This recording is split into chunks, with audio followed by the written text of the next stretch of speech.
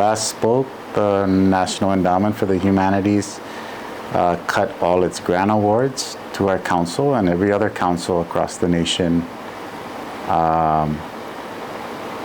for reasons that we're still trying to figure out, but I think the core reason was to realign funding resources to the president's agenda, and that the work of our council did not align with that.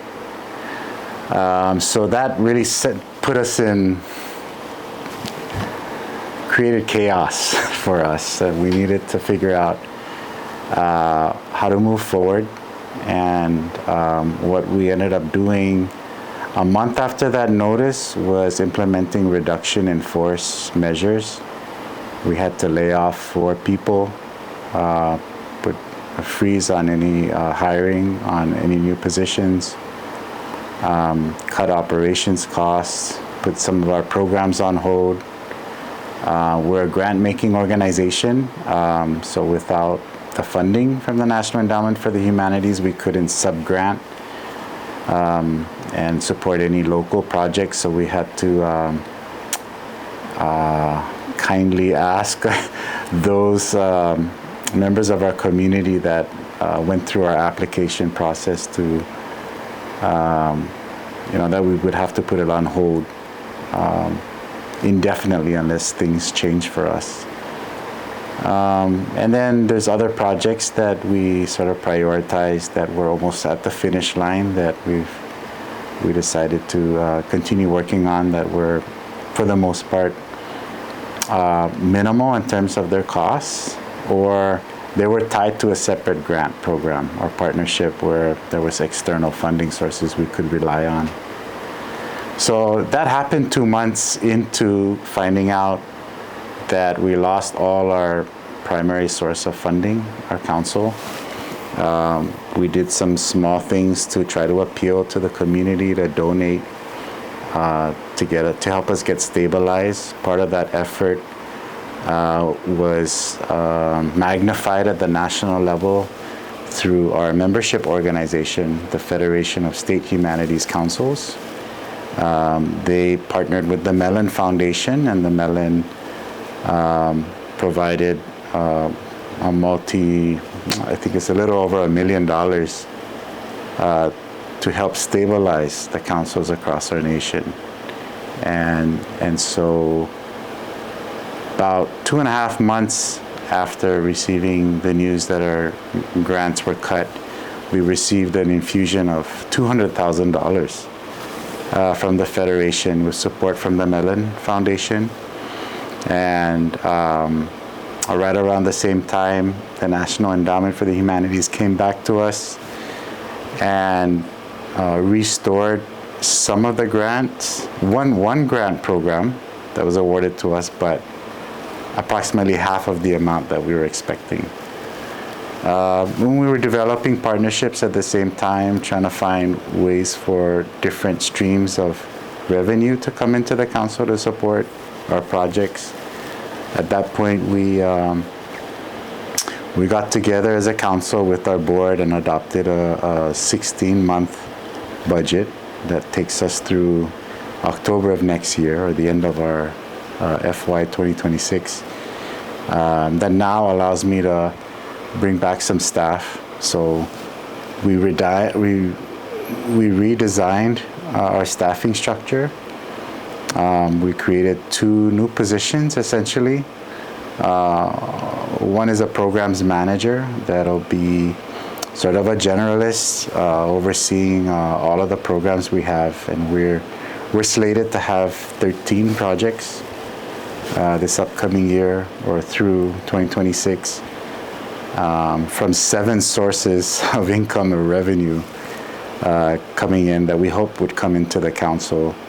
But a new position that we've created is a communications and development director, to sort of deal with the new environment we're in, where we really have to find and maintain more sustainable sources of revenue for us to operate.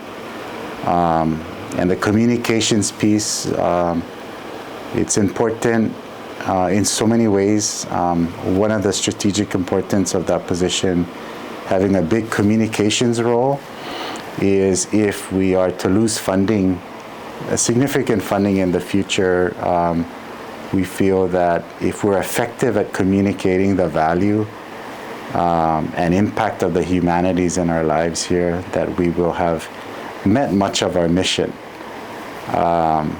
particularly in the face of not being able to afford programs where we bring people together, have participants, whether it's venue fees, fees associated with travel or meals that we may not be able to afford.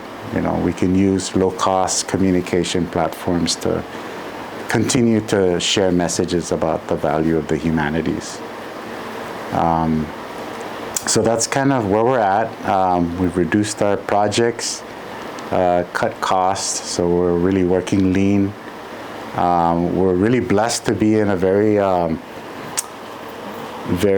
more than adequate facility, but at a lower cost. Unlike other councils across the nation whose headquarters are in major cities, they've had to move out of their spaces. A lot of them are working remotely and trying to think of how to sustain that over the long run to continue to afford to exist.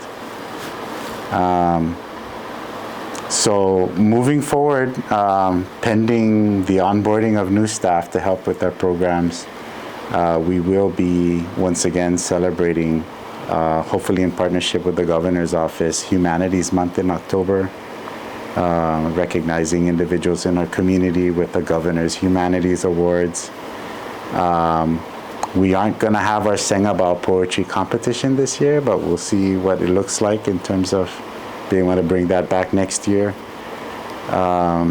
This weekend, as you know, we'll be co-sponsoring a book launch, which is a product of our community grant program, featuring 4 Harvard graduate students in landscape architecture who did some field study in Iajima, Okinawa, Saipan, and Tinian, looking at the remnants of war, those landscapes in each of those locales, and capturing pictures, doing research, doing 3D images, sketches to learn more about it, write about it, and relate the historical significance of those sites to how they relate to us in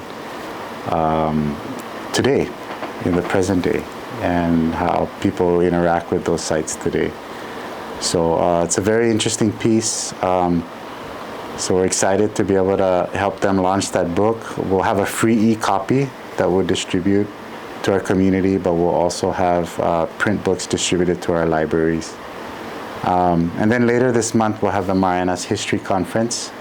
This is a major partnership we have with University of Guam and other partners, cultural institutions on Guam. It's held every 2 years, and we rotate the sites. So this year it's on Guam. It'll be on the University of Guam campus between August 29th to the 31st. So it's a 3-day event around Labor Day weekend. It's quite significant for us because this is the first time we'll have this conference on Guam, but also have 2 major CNMI speakers present as keynote speakers. So we'll have Dr. Galvin De Leon Guerrero. He'll kick off the history conference on Friday. Gillette Leon Guerrero will do Saturday. She's from Guam. And then Manny Flores Borja from Saipan will close us off with a plenary presentation at that event. So yeah, we're still doing things to try to advance and promote and engage folks of the humanities. We're proceeding optimistically but cautiously. And yeah, we're hopeful that as the economy gets better here and more people are informed, even across the nation, about the consequences of not investing in the humanities, that we'll see more investment in new ways that we can't even imagine right now.